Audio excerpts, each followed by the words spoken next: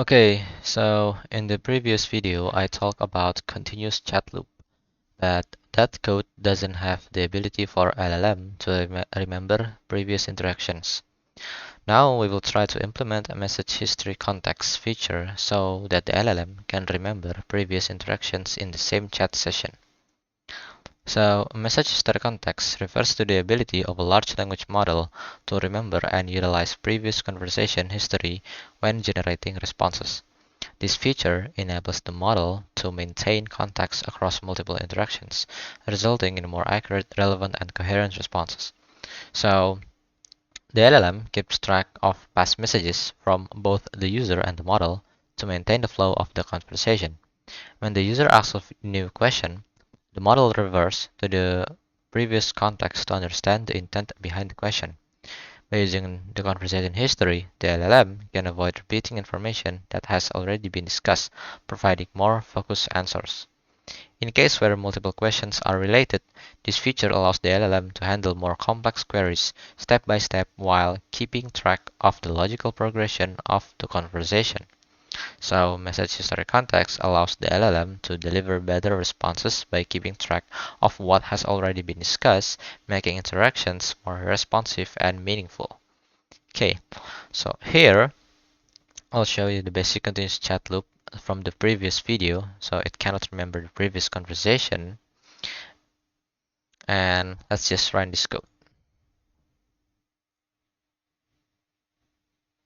Okay, let's ask. Let's say I just bought a new Tesla.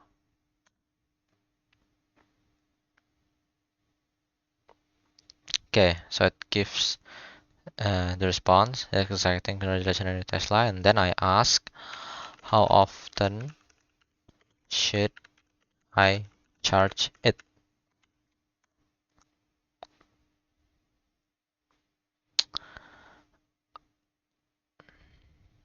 Okay, so here, as you can see, the LLM doesn't remember my previous question, so that the response is not that accurate, right? The LLM responds with, this conversation just started, we haven't discussed a specific device or topic yet. Okay, okay, exit. Okay, next, let's try to implement basic message history context. Now, what's different from this code functions is that not only we use role user, but we also use role system. That is the system of the LLM, so that we can save the response from the LLM.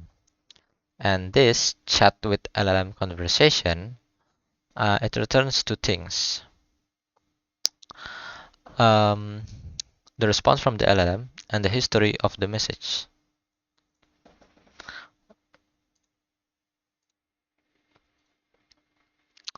Now, the inside of the message variables is like this.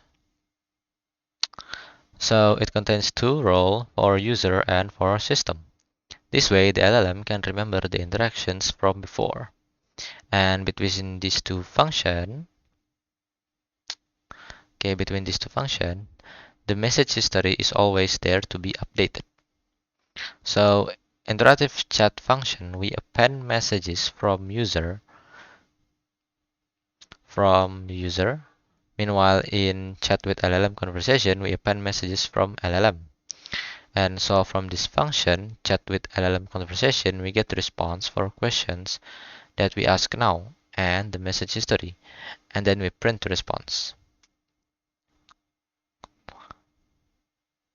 So first, let's try out the code. I'll ask the same scenario as before. So I just put a Tesla and how often should I charge it? Okay, let's run this code. Uh,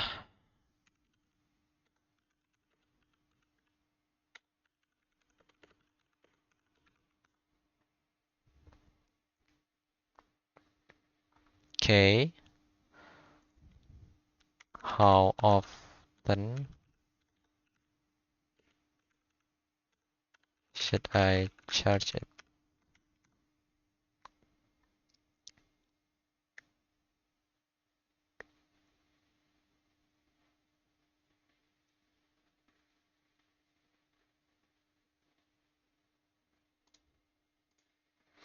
Okay, so here's the answer. And yes, so the answer is relevant, right? The frequency of charging depends on several factors, including blah blah blah blah blah. So it can remember my previous question. Okay, it can. This shows that the program retains context from the prior message and is not just making a common sense guess. Okay. Okay, let's enhance this code so that it displays the response in Markdown and have streaming response. Now, this code is actually kind of similar to my previous video. Um, so we use libraries such as display, Markdown, and clear output. Enable the streaming to stream equals true. Okay. We use for loop to iterate and yield each chunk over time. And we handle the streaming response and have a variable to store the incremental response here. Then we process the stream response, append each chunk to the current response over time, and combine the chat history with the current streaming response, and display the updated chat history. When the streaming is finished, we append the final response to the chat history, and lastly, we clear the output one last time and show the updated chat history. Okay. This code is similar to my previous video, so I don't need to explain it even further. So let's just run this code. Oh wait, exit. Okay, let's go. Let's ask the same question. I just got a new desktop. Okay. Okay, let's ask this. How often should I charge it? Okay. Yeah, it responds with yeah, relevant to the question, electric vehicle, Tesla. And yeah, so you see the response is displayed in Markdown and format, and also use streaming to display it so that we don't have to wait for the full response. Okay. Okay, exit. But one of the downside here is that the context window will grow to a large size and we can't always store that much information. So I also made a code to limit the interactions that need to be saved in the history. So here, I limit the message to only 6 interactions.